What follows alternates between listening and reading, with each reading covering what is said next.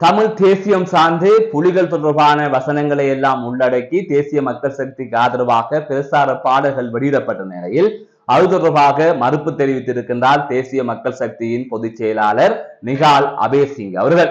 இது தொடர்பாக விரிவாக பார்க்க இருக்கின்றோம்.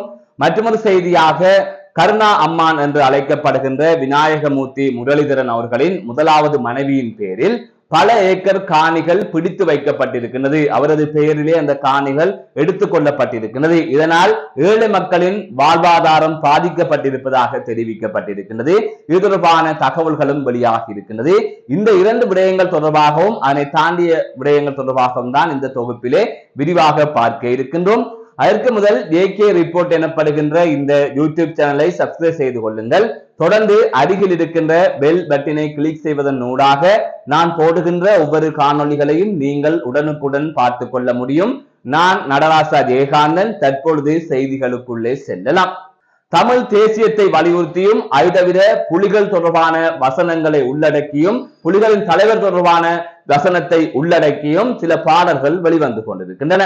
அதாவது தேசிய மக்கள் சக்திக்கு ஆதரவாக தேசிய மக்கள் சக்தியின் பிரசாரத்துக்காக அந்த பாடல்கள் பயன்படுத்தப்பட்டிருக்கின்றன. இந்நிலையில் இது தொடர்பாக முன்னாள் நாடாளுமன்ற உறுப்பினரான சிவாஜி லிங்கம் கூட எதிர்ப்பு தெரிவித்திருந்தார். இவ்வாறான பாடல்களை இவர்கள் பயன்படுத்துகின்றார்கள், ஆனால் பகிரங்கமாக இதனை அறிவிப்பார்களா என்று அவர் கேட்டிருந்தார். அதனைத் தொடர்ந்து கடற்றொழில் அமைச்சரான சந்திரசேகர் அவர்களும் இது தொடர்பான கேள்வி எழுப்பப்பட்ட போது, அதாவது தேசிய மக்கள் சக்திக்கு ஆதரவாக பாடல் வெளியிடுகின்ற போது, அதாவது ஜனாதிபதி அனுரகுமார திசாநாயக்கவும் புலிகளின் தலைவரும் ஒரே மாதிரியானவர்கள் என்று குறிப்பிடப்பட்டிருந்தது. அதை தவிர புலிகளின் தலைவருக்கு வெண்கல சிலை வைப்போம், வரலாற்று மண்டபம் கட்டுவோம், புலிகளின் பெற்றோரின் பெயரில் புது துறைமுகம் அமையவே என்றெல்லாம் அவர்கள் அந்த பாடலிலே குறிப்பிட்டிருந்தார்கள். மாவீரர் துயிலும் இல்லங்களை மீள் கட்டி எழுப்புவோம், அதனை நாங்களே பராமரிப்போம், இது தொடர்பான பிரேரணையை வல்வெட்டி நகர சபையில் நாங்கள் முதல் பிரேரணையாக கொண்டு வருவோம் என்கின்ற அடிப்படையில் இந்த பாடல்கள் அமைந்திருந்தது. அதை தவிர ஏற்கனவே ஆட்சி செய்த கட்சிகள் ஏனைய தமிழ் தேசிய கட்சிகளையும் அவர்கள் குற்றம் சாட்டி இருந்தார்கள். இந்நிலையில் இந்த பாடலை இளங்குமரன் அவர்கள் பகிர்ந்ததாகத்தான் எனக்கு நினைவு இருக்கின்றது. அதாவது இளங்குமரன் முகநூல் பக்கத்தில் இந்த பாடல் பகிரப்பட்டதாகத்தான் நான் பார்த்த மட்டும் எனது நினைவு கட்டிய வகையிலே இருக்கின்றது.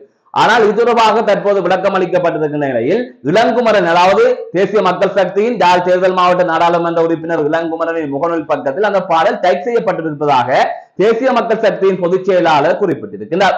அதாவது அந்த பாடல்களுக்கும் எங்களுக்கும் சம்பந்தம் இல்லை, அந்த பாடல்கள் ஆதரவாளர்களால் வெளியிடுகின்ற பாடல்கள், அதன் அடிப்படையில் தான் இளங்குமரனின் முகநூல் பக்கத்திலும் அது டைப் செய்யப்பட்டிருக்கிறது.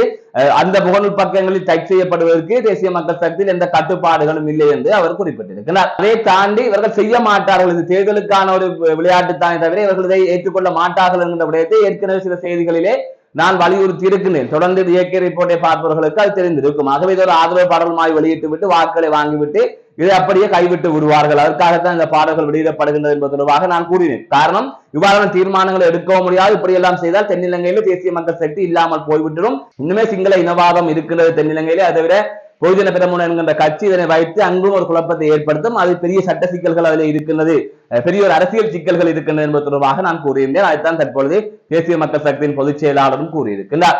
ஆகையால் இது தொடர்பாக இவர்கள் இப்படியான ஒரு கருத்துக்களை பதிவு செய்து வருகின்றார்கள். அதனை தாண்டி இவர்கள் இப்படியான பிரசாரங்களை மேற்கொண்டு இவ்வாறான கருத்துக்களை எல்லாம் வழங்கிவிட்டு இன்று வாக்களை வாங்கிவிட்டு திசை மாறி போகின்ற ஒரு எண்ணத்தில் தான் திசை காட்டி இருக்கின்றதோ என்கின்ற கேள்வியும் இதிலே எழுகின்றது. மற்றொரு செய்தியாக மட்டக்களப்பு கிரான் பெருலாவளி எனப்படுகின்ற பகுதியிலே மக்கள் வயல் வேலையை செய்ய முடியாத நிலை ஏற்பட்டிருப்பதாக கூறப்படுகின்றது. அதாவது நெற்பயிற்சிகை செய்ய முடியாத ஒரு சூழல் இருப்பதாகவும் காணிகள் வேறு ஒருவரால் கையகப்படுத்தப்பட்டிருப்பதாகவும் கூறப்படுகிறது. இதனால் 9 குடும்பங்கள் பாதிக்கப்பட்டிருப்பதாக குற்றம் சாட்டப்பட்டிருக்கின்றது.